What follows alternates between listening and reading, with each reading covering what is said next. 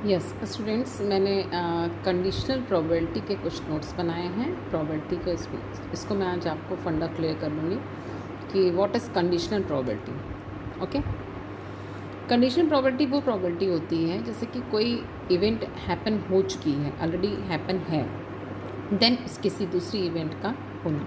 The probability of occurrence of event A given that the event B is already happened is known as conditional probability। इसको मैं आपको example से बताती हूँ। ऐसे 52 पत्ते होते हैं 52 well shuffled pack of cards में से। अगर आपको एक किंग निकालना है तो किंग की प्रोबेबिलिटी क्या होगी?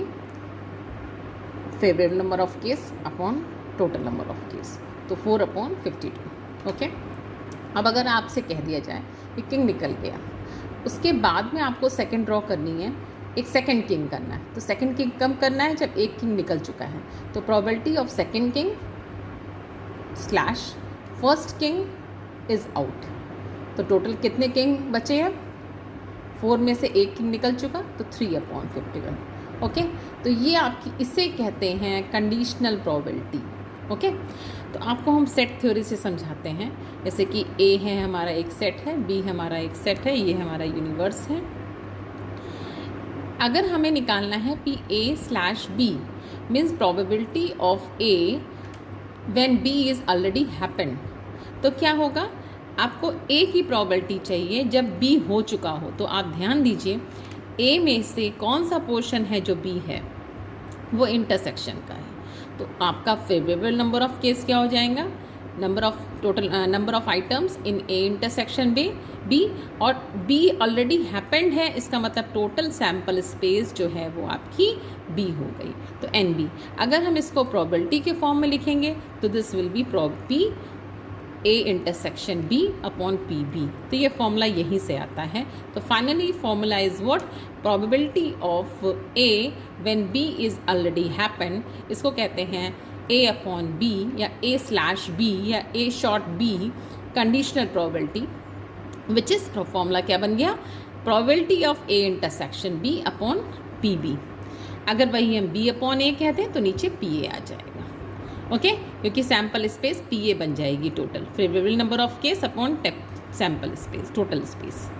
ओके, अब एक थ्योरम आती है, ये आपके कंडीशनल प्रोबेबिलिटी हो गई। कंडीशनल प्रोबेबिलिटी को हम इस तरह से भी समझ सकते हैं, एक मल्टीप्लिकेशन थ्योरम इन प्रोबेबिलिटी है कि इससे आपको काफ़ी प्रोबेबिलिटी में समझने में हेल्प मिलेगी।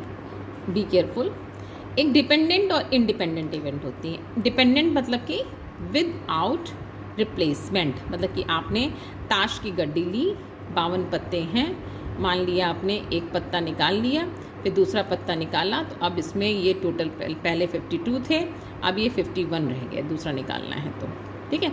तो इसे बोलते हैं, ये आपकी विदाउट रिप्लेसमेंट है।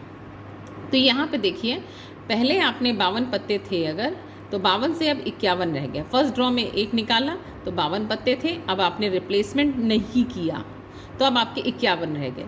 इसका मतलब इस वाली इवेंट में दूसरी वाली इवेंट इस पर डिपेंड कर रही है, इसलिए इसको डिपेंडेंट इवेंट बोलते हैं। तो इसमें हमने एक क्वेश्चन लिया है, ऐसे इंडिपेंडेंट इसका अपोजिट हो जाएगा विद रिप्लेसमेंट, मतलब कि अगर हमने एक पत्ता निकाला और फिर एक रख दिया तो ये अब यहाँ पे रह गए 52 थे तो 52 ही रह गए, एक निकाला दूसरा निकाला। ओके, अब हमने एक एग्जाम्पल लिया है, एक बैग है जिसमें 4 रेड है, 6 ब्लैक है, 7 ग्रीन है। तो प्रोबेबिलिटी ऑफ आपको निकालनी है 2 ब्लैक बॉल्स की विदाउट रिप्लेसमेंट, मतलब कि आपको एक निकालने के बाद में दूसरी बॉल को एक निकालने के बाद में दूसरी बॉल निकालनी है, तो पहली वाली को आपको वापस नहीं रखना है, तो 1 by 1 निकालनी है। एक ब्लैक निकालने की प्रोबेबिलिटी क्या होगी? 6/17। फिर आपने क्या किया? दूसरी बॉल निकालनी है, लेकिन आपको पहली बॉल को रिप्लेस नहीं करना है, विदाउट रिप्लेसमेंट है। तो अब कितनी बची? 5, तो 5/60। ओके, अब यही क्वेश्चन हम इसमें देखते हैं, तो क्या है? विद रिप्लेसमेंट, मतलब कि एक बॉल आपने निकाली तो दूसरी बॉल रख दी। अब इसमें 2 क्वेश्चन बनते हैं। मान लीजिए एक क्वेश्चन ये भी बन सकता है, आपको 2 बॉल्स रैंडमली सेलेक्ट करनी है, रैंडमली सेलेक्ट मतलब विद रिप्लेसमेंट का कोई केस, जब रैंडमली सेलेक्ट करनी होती है तो आपको 6C2 लगता है अपॉन 17C2, 6 में से 2 निकालनी, 17 में से 2 निकालनी। ओके, लेकिन ये कब है? जब रैंडमली चूज़ करनी हो। लेकिन जब आपको क्वेश्चन ये है कि व्हेन विद रिप्लेसमेंट मतलब कि 1 by 1, तो क्वेश्चन देखिए अलग अलग हैं ये दो। विद रिप्लेसमेंट मतलब कि आपको एक निकालनी है, फिर दूसरे को पहले वाले को रख देना है, तो यहाँ पे रैंडमली शब्द नहीं यूज़ हुआ, यहाँ पे रैंडमली यूज़ हुआ, इसलिए यहाँ पे सी वाला कॉम्बिनेशन वाला फंडा लगा।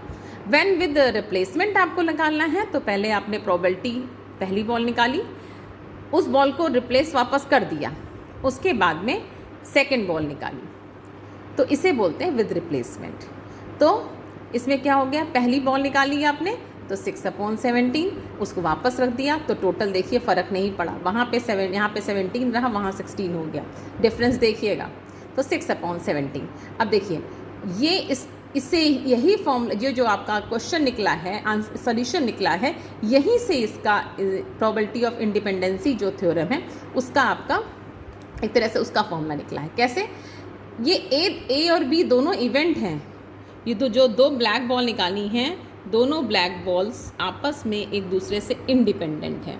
एक बॉल निकाली फिर वापस रख दिया, तो अब दूसरी बॉल निकालने में पहली बॉल का कोई इफेक्ट नहीं पड़ रहा, यहाँ पे इफेक्ट पड़ रहा था, यहाँ पे एक बॉल निकाली रिप्लेस नहीं की तो इसलिए 16 हो गई। जब इफेक्ट नहीं पड़ता है तो उसको इंडिपेंडेंट बोलते हैं, और फॉर्मूला क्या हो जाता है, PA इंटू PB। इसे ही बोलते हैं P intersection B is equals to PA into PB। अब देखिए फॉर्मूला हमारा कंडीशनल प्रोबेबिलिटी का क्या था, PA by B, P intersection B upon PB। जब इवेंट्स आपकी इंडिपेंडेंट होती हैं तो देखिए क्या हो जाएगा, PA अपॉन B है, फॉर्मूला क्या है PA अपॉन B का, PA intersection B upon PB, और जब इवेंट इंडिपेंडेंट होंगी तो ये PA इंटू PB हो जाएगा, और PB कैंसिल, तो देखिए PA आ जाएगा। ओके, तो इसीलिए कहते हैं कि PA बाई B PA हो जाता है। PA by B means probability of A when B is happened is nothing, it is PA। क्यों? इंडिपेंडेंट इवेंट है तो PA ही होगा उसके बराबर। ओके, तो इसमें इसका देखिए PA इंटरसेक्शन B क्या होगा कि PA पहले आपने एक बॉल निकाली, फिर दूसरी कब निकाल रहे हो, जब एक घटना घट चुकी है, इसलिए यहाँ पे 6/17 पहली बॉल निकल गई। अब दूसरी बॉल हमारी तब निकल रही है जब पहली बॉल ब्लैक निकल चुकी है, इसलिए 5/16। अगर आप ध्यान दें तो ये फॉर्मूला देखिए यहाँ से यही आया है, PB by A is equals to PA intersection B upon PA। तो this is the formula for conditional probability. Okay, so you can take easily the screenshot of this. Okay.